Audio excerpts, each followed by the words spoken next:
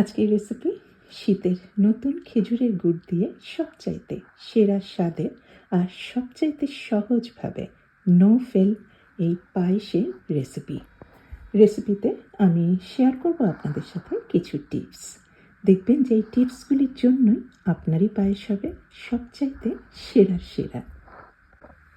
সবচেয়ে প্রথমে বলি, পায়েসে চাল কিন্তু গুঁড়া করে না বা ভেঙে দেয় না। এই কারণেই চেষ্টা করবেন একটু ছোট সাইজের চাল দিয়ে পায়েস করতে, কারণ এটা তো রান্নার পরে চালটা বড় হয়ে যাবে। আমি এই কারণেই এখানে নিয়েছি চিনি গুঁড়া সুগন্ধি চাল, আধা কাপ পরিমাণ, গ্রামের মাপে আছে এখানটায় 100 গ্রাম। সারা রাত আমি পানিতে ভিজিয়ে রেখে সকালে খুব ভালোভাবে ধুয়ে নিয়েছি। আর এই রেসিপিতে আমি একদমই দুধ, গুড় আর চালের একদম সঠিক মাপটাই দেব। এই মাপেই যদি করেন দেখবেন যে আপনার পায়েস একেবারে দুধের পরিমাণ ঠিক আছে, চালের পরিমাণ ঠিক আছে, আর মিষ্টির পরিমাণটাও কিন্তু একদমই ঠিক থাকবে। হাঁড়িতে আমি 1.5 লিটার পরিমাণ ফুল ক্রিম লিকুইড দুধ নিয়েছি। দুধটা যখন বেশ বলক এসেছে, একদম ফুটে উঠেছে, তখন আমি পানি ঝরানো চালটা দিয়ে দিয়েছি আর দিলাম সামান্য 1 চিমটি পরিমাণ বা চায়ের চামচের 4 ভাগের 1 ভাগ পরিমাণ লবণ। এটা দুটা কাজ আছে। একটা হচ্ছে এটা গুড়ের সাথে মিষ্টির সাথে একটা স্বাদের ব্যালেন্স করবে, স্বাদটাকে বাড়িয়ে দিবে। আর যে ব্যাপারটা করবে, লবণ দিলে কিন্তু এই চাল খুব ভালোভাবে তাড়াতাড়ি সেদ্ধ হবে। আর দিয়ে দিলাম 2টা ছোট এলাচ একটু ফেলে, তবে এটা অপশনাল। গুড়ের যেহেতু পায়েস করছি এই কারণে এটা না দিলেও চলে, তবে এটা দিলেও কোনো অসুবিধা নাই।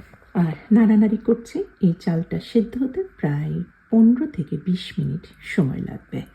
আর আমি এখন এর মধ্যে দিয়ে দিয়েছি প্রায় 2 টেবিল চামচের মতো কাঠবাদাম অথবা অ্যালমন্ড যেটাকে বলা হয় সেটার গুঁড়া।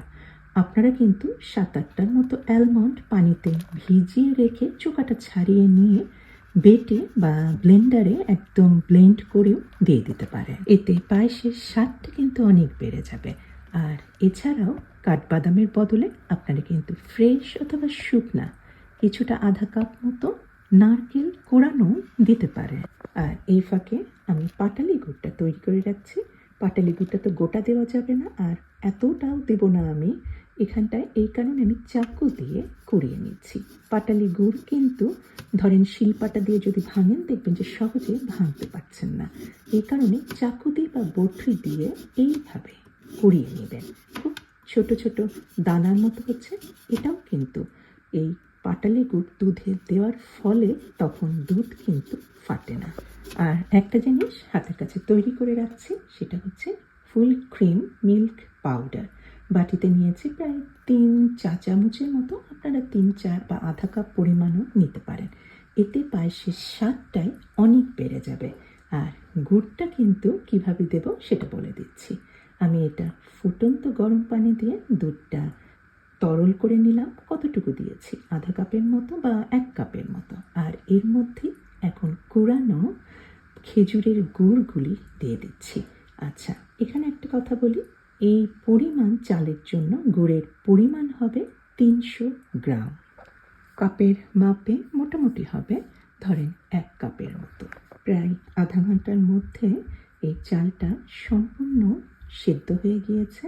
আর দুধের পরিমাণটাও কিন্তু আপনারা কিন্তু বুঝতে পারছেন যে এটা কিন্তু চাল বা যে বরাবর চলে এসেছে। আমি মুঠোখানেক পরিমাণ কিশমিশ দিয়েছি।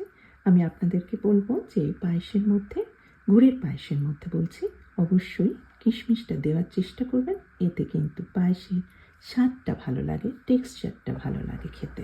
দুধের মধ্যে গলানো গুড়টা আমি দিয়ে দিয়েছি, তবে আমি চুলা কিন্তু বন্ধ করে রেখেছি। প্রায় 5 মিনিট হলো, তবে চুলার ওপরেই আছে। এই কারণেও কিন্তু ফুটন্ত পায়েসের মধ্যে কখনো খেজুরের গুড় এভাবে দেবেন না। এইভাবে আপনারা আলাদাভাবে দুধের মধ্যে, গরম দুধের মধ্যে গলিয়ে নিয়ে চুলাটা বন্ধ করে 5 মিনিট রেখে তারপরে গুড়টা মেশাবেন। আর গুড়টা দেওয়ার পরে আর কিন্তু খুব বেশি রান্নার দরকার হয় না। কনসিস্টেন্সিটা এই ধরনের হবে। এটা কিন্তু ঠান্ডা হওয়ার পরে কিছুটা জমে যাবে।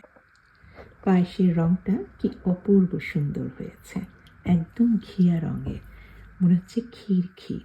আর ওই যে দুধটা যে পরে দেওয়া হয়েছে না, ওটাই কিন্তু দেখবেন যে একেবারে এর স্বাদকে আকাশচুম্বী করে দেবে। একদম মনে হবে যে ক্রিম বা একদম ক্ষীর আছে এই পায়েসের মধ্যে। আর এই তো আমি মাটির হাঁড়িতেই পায়েসটা জমাবো, জাস্ট ঠান্ডা করে নিয়ে আমি ফ্রিজে রেখে দেবো ৩-৪ ঘন্টার মতো। ইচ্ছা হলে উপরে কিছুটা কাঠবাদাম, সেটা স্লাইস অথবা পেস্তা বাদামের গুঁড়া অথবা কিশমিশ দিয়ে সুন্দরভাবে সাজাতে পারেন। যারা সাধারণত পায়েস খান না, আমি গ্যারান্টি দিতে পারি তারাও কিন্তু এই পায়েস খুবই পছন্দ করে খাবে। আজকে এই পর্যন্তই। সবাই ভালো থাকবেন। আল্লাহ হাফেজ।